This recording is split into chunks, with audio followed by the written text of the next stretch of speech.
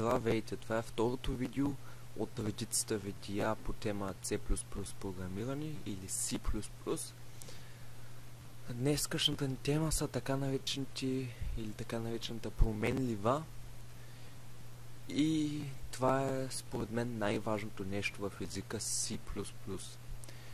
В областта на математиката променлива или променлива величина е абстрактно понятие, използвано за означение на математическа същност, обикновено чрез даден символ.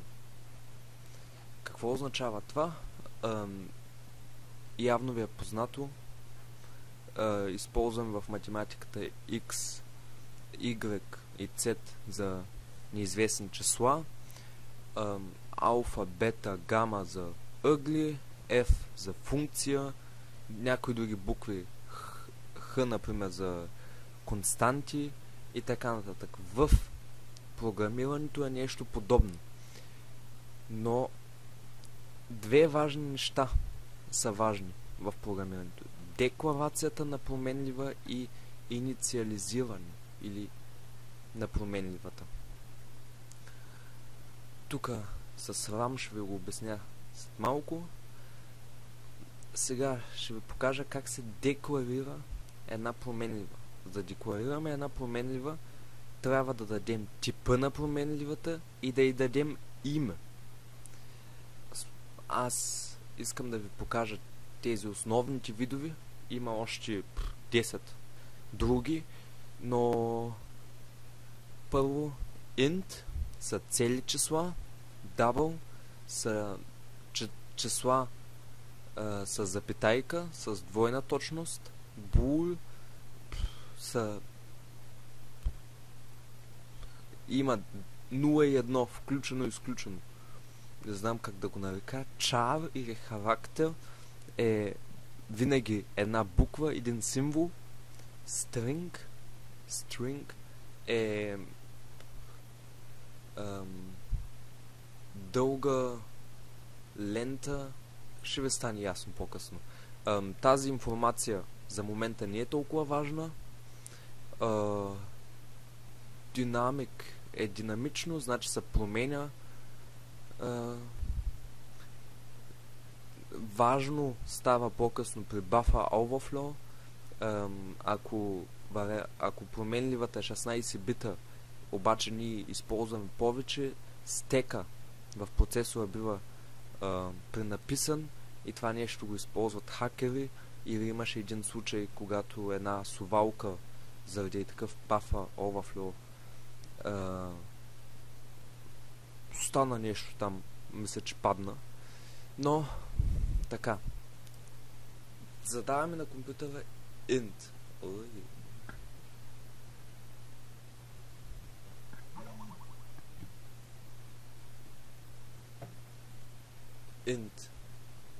И даваме име int a. Това в момента е декларация на една променлива. Декларирахме променлива от вид int. В нея, когато декларираме тази променлива, бива записано място, бива запазено място в RAM паметта, Random Access Memory, и сега в паметта имаме int a. Това имаме в момента. Инициализиране. Какво значи това? По-късно пишем a е равна на 32 или каквото и да е число. Това означава това всичко е в area на array. Това по-късно ще дойде на RAM паметта. Добре, декларирахме сега една променлива. Ще декларираме още една. Например, double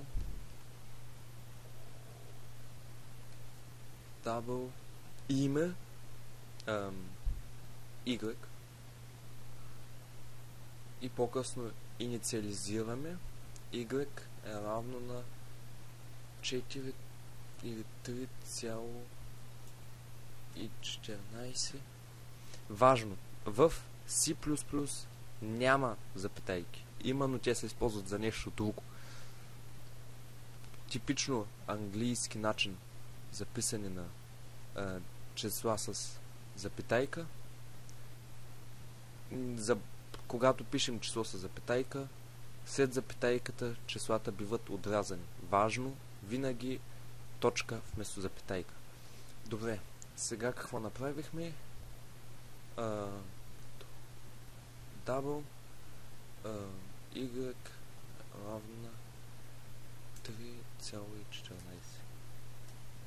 И това така, когато декларираме и инициализираме една променлива, това бива записано в RAM паметта ни. Така, ключови думи. За какво са тези ключови думи? В името няма право да започва с число и няма право да започва да бъде една от тези ключови думи. Има още доста други, но тях не ги написах. Много важно. Ако пишем int, идва от integer и името се казва end, няма да тръгне нищо. C++ е чувствителен език. Какво означава това? Това означава, че int a и int голямо А са две различни неща. И така, достатъчно теория, малко праксис сега. Както винаги, source file, нов, може би ще намаля този път.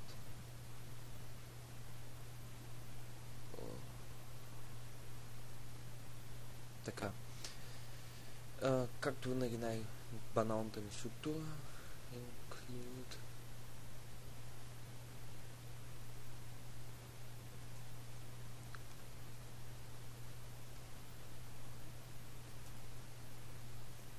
Така.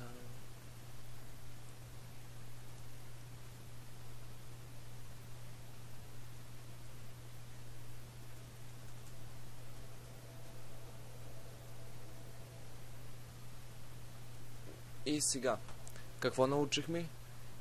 Декларация. Int a. Това е декларацията ни в C++. И както казах, винаги този символ да се използва на края на една команда. Int голямо А, bool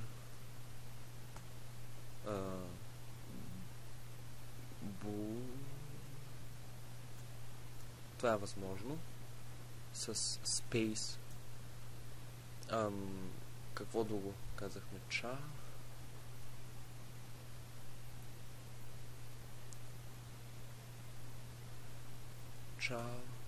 Какво друго имаме? Char. Double и string. Ще го покажа по-късно. Макар че е доста лесен. Double. Така. Това е декларация в момента на някои променливи.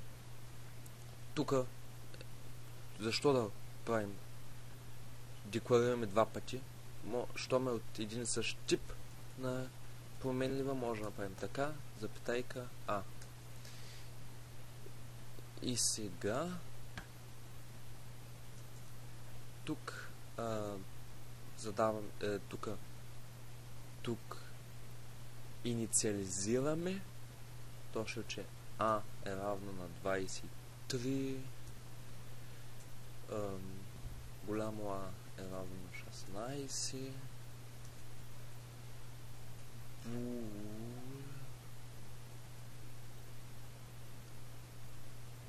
тук имаме два случая. 1 или 0. Ще задам 1. 2 няма да стане или 3. char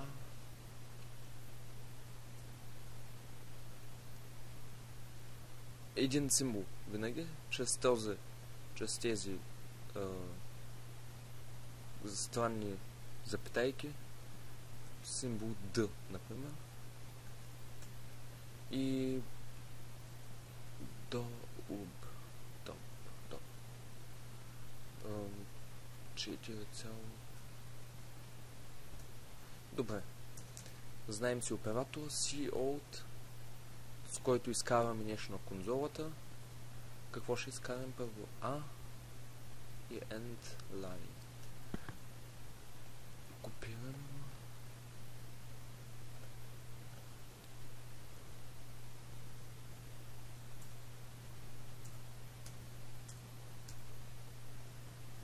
Голямо.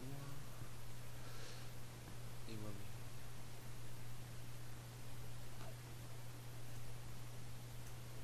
бу.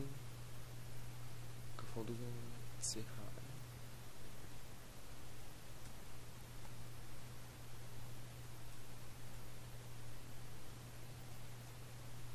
Така. Тук достатъчно и това е нещо, което може да го правим. Не сме длъжни. Ще ви обясня защо.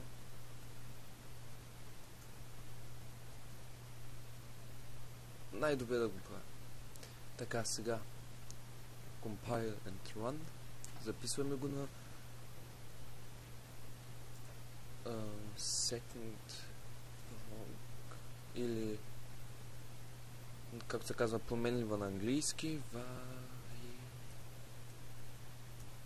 variable. На екрана аз там записвам всичко. И ето ни го ето е конзолата, декларацията ни е тук, инициализацията и тук изкарваме всичко на конзолата. Първо изкарваме 23, голямо А 16, едно D и това число с запитайка. Следващото, което ще ви покажа, не сме длъжни да правим инициализацията отделно от декларацията. Можем още при декларацията да инициализираме числата. Ето така. Запитайка. И А е равно на 16. Бул е равно на... Какво казахме на 1? Чар. Характер. Аз така съм го запомнил. D и double е равно на 4,323. Така. Декларацията заедно с инициализацията. Execute, compile, run. Ето. Същата работа работи перфектно. И в следващото видео темата е оператори и там ще работим, ще събираме такива променлива, множеството може би е променливи. Ще събираме, делим, ще научим някои оператори и още нещо, което е много важно, е глобалната променлива и локалната променлива. Това тук са локални, защото всичко, което е в int main, в този структура тук, всичко е локално. Глобалната вариабла е ето тук. Тя се прави тук. Например, int c е равна на 56. И тази вариабла c, тази променлива, може да използваме навсякъде по-късно в нашия код. Навсякъде.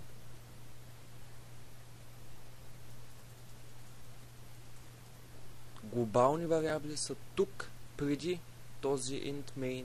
Локални вариабли са вътре или пък в функции по-късно, които ще учим. В тях има също локални вариабли, в структури и така нататък. Това е от мен за второто видео. Ето е тук програмата и като натиснем някой копче се затваря. Това го благодарим на последната ни команда System пауза. Също кое става и get char, може би беше get, мисля, че беше така, иначе трябва да го видя в следващия път. Да, супер. И тук трябва да пишем нещо и да натиснем Enter, за да се затвори. Но и това е възможност. Това е от мен. Благодаря и до следващия път.